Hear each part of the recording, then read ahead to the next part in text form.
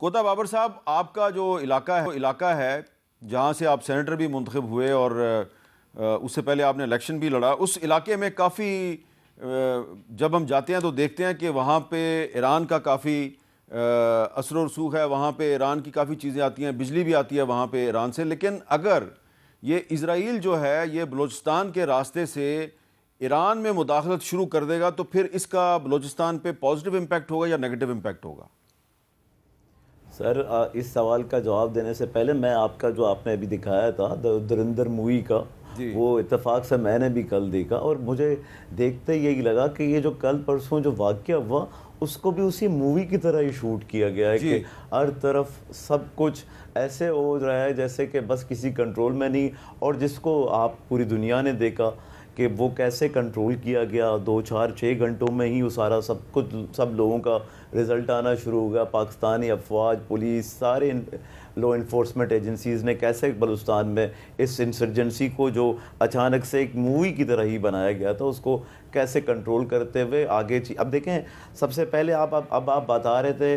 Programmes का कि आपने अल जज़ीरा देखा, मैंने भी देखा, आपने इसराइली आर्टिकल्स पढ़े, मैंने भी पढ़े। अब ये पढ़ने देखने के बाद तो मुझे एक तरफ ये पढ़ना और देखना मिला, दूसरी तरफ मुझे ये भी देखने को मिला कि कैसे बहुत सारे ममालिक, अमेरिका, यूरोपियन कंट्रीज़, हमारे गल्फ़ के दोस्त, तमाम लोग किस तरह से इस अटैक को उसके ख़िलाफ़ खड़े हो गए थे पाकिस्तान के साथ। देखें, एक उनकी तो कोशिश यही थी कि इसको इतना सारा ड्रामा क्रिएट करने का कि इंटरनेशनली बहुत सारी चीज़ें अचीव हो सकें, लेकिन बदकिस्मती से उसमें भी वो नाकाम हुए क्योंकि पाकिस्तान की फ़ॉरेन पॉलिसी की वजह से पाकिस्तान के अब जो मामलात हैं वो बहुत अच्छे अंदाज से लोगों तक पहुँचते हैं और दुनिया के लोग समझ चुके हैं इस बात को कि पाकिस्तान में अब जो ये हो रहा है वो ये बेसिकली इसलिए नहीं हो रहा कि पाकिस्तान कोई ऐसा रीजनल प्लेयर है जो चाहता है अपने पाकिस्तान की जो स्ट्रेटेजिक लोकेशन है उसको अगर आप मद्देनज़र देखें। अभी आप बात कर रहे थे ना, अब आप देखें ईरान के साथ हमारा बलूचिस्तान का बॉर्डर है, स्पेशली मेरे इलाके को आप देखें, ग्वादर को,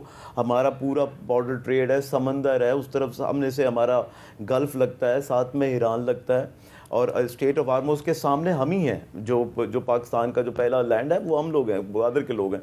तो ये पीछे अफ़गानिस्तान तक बलूचिस्तान फैला हुआ है। ये सारी चीज़ें स्ट्रेटेजिकली आपको जितना इम्पोर्टेंट बनाती हैं उतनी ही साजिशें आपके ख़िलाफ़ करवाती हैं। बदकिस्मती से मैं कहता हूँ उसको, बदकिस्मती से हमारे नौजवान, चाहे वो लड़के हों, आजकल लड़कियाँ भी बदकिस्मती से उनको इस्तेमाल किया जा रहा है पाकिस्तान के ख़िलाफ़ और उनको ये दिमाग में बिठा दिया गया है कि जी पाकिस्तान के ख़िलाफ़ तो आप हो तो आपके लिए हम हमदर्द हैं। बेसिकली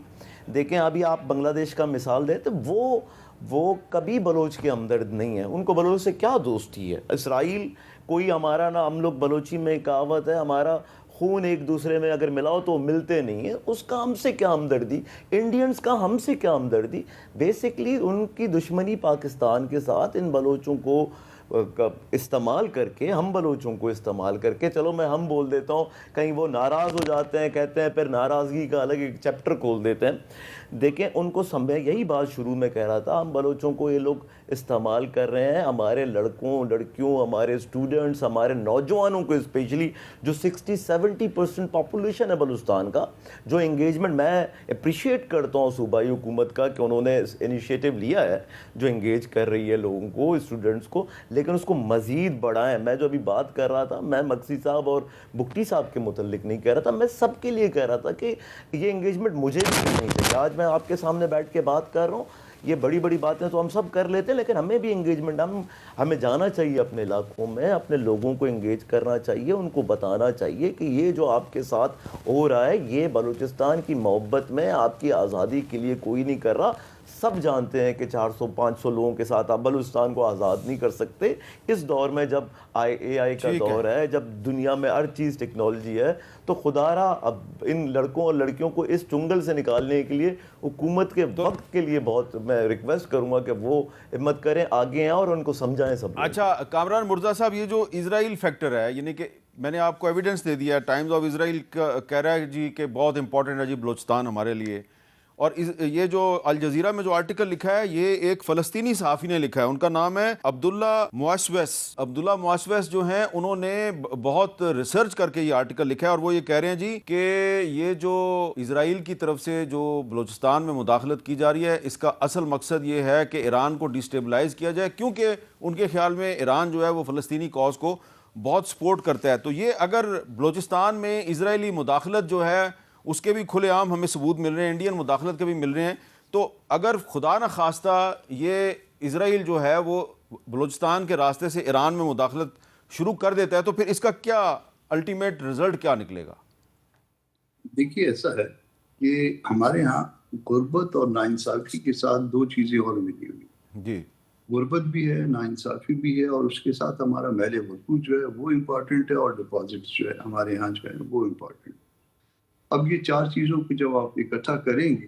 तो यहाँ पे हर एक की नज़र पड़ेगी और बुरी नज़र पड़ेगी। उसमें इंडिया भी हो सकता है, उसमें इसराइल भी हो सकता है। इसराइल यकीनन उसको ईरान के साथ मसाइल हैं, पाकिस्तान के साथ भी इसी तरह से मसाइल यकीनन उसको होने भी चाहिए। हमें भी उनके साथ मसाइल हैं, उनके हमारे साथ मसाइल हैं। हम उनको पसंद नहीं करते, इसी तरह से वाइस वर्सा होगा, वो भी हमें पसंद नहीं करते होंगे। मगर फिर अब अगर ये बात दुरुस्त है, और यकीनन दुरुस्त होगी, आप कह रहे हैं, या बैनुल-अक़वामी तौर पे मुख्तलिफ जो है ना ये मीडिया इसको रिपोर्ट कर रहा है, तो फिर आपको पीस बोर्ड जैसे जो है वो उसमें फोरम्स में बैठना चाहिए। आपको दुनिया में बहुत सारे ममालिक ने, जिसमें अमेरिका भी शामिल है, उन्होंने इस दहशतगर्दी की मजम्मत की है। मगर ये भी फैक्ट है कि वो